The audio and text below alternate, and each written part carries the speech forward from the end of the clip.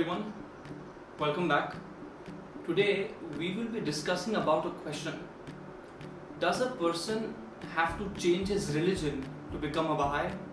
We have briefly discussed these issues in the episode 1, 2 and 3.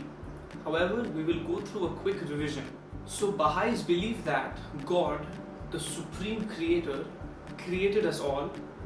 He gave us free will and He gave us the ability to think and learn. He then sent His divine messengers on earth to educate us.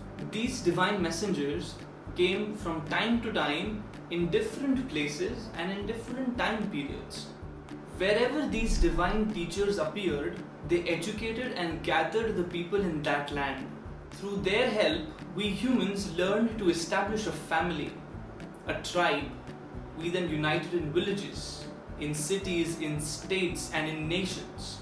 These divine messengers, these divine teachers of God have gradually gathered us all together.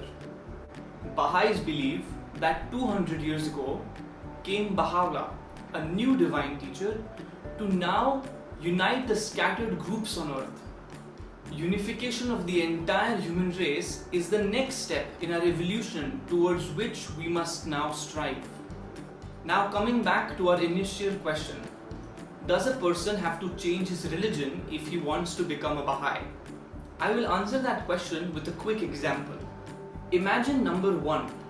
It has its own name, its own unique identity, its own value. And now imagine number 2. It has its own unique name, its value, its unique identity, plus it contains number 1 as well. Similarly, imagine number 9. Number 9 has its own unique name, its identity, its own value, plus it contains all the numbers from 1 to 8.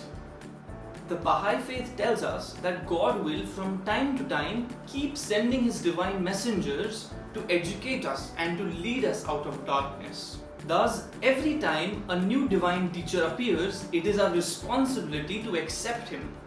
If we accept number 9, we automatically accept the existence and the truth of all the numbers from 1 to 8.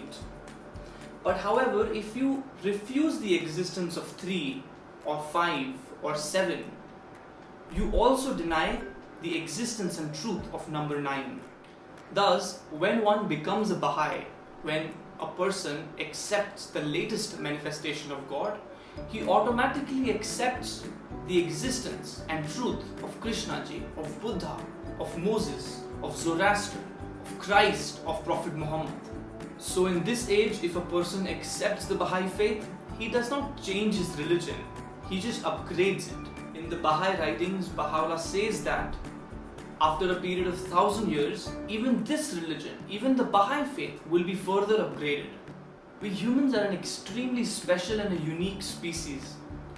Just as our body, our hardware has evolved through this time period, similarly our software must also continue to evolve.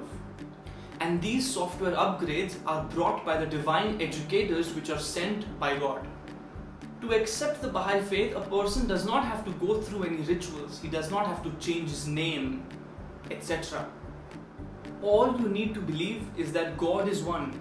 All these religions have been successively sent by the one same God, and that now we must accept Baha'u'llah if we are to further evolve. To conclude this episode, I will read some Baha'i writings on this theme. Know of a certainty that in every dispensation, the light of divine revelation has been vouchsafed unto men in direct proportion to their spiritual capacity. Consider the sun, how feeble its rays the moment it appeareth above the horizon, how gradually its warmth and potency increase as it approacheth the zenith, enabling meanwhile all created things to adapt themselves to the growing intensity of its light. How steadily it declineth until it reacheth its setting point,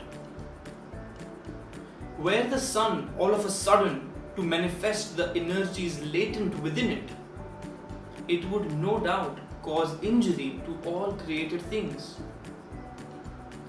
In like manner, if the Sun of Truth were suddenly to reveal, at the earliest stages of its manifestation, the full measure of the potencies which the providence of the Almighty hath bestowed upon it, the earth of human understanding would waste away and be consumed.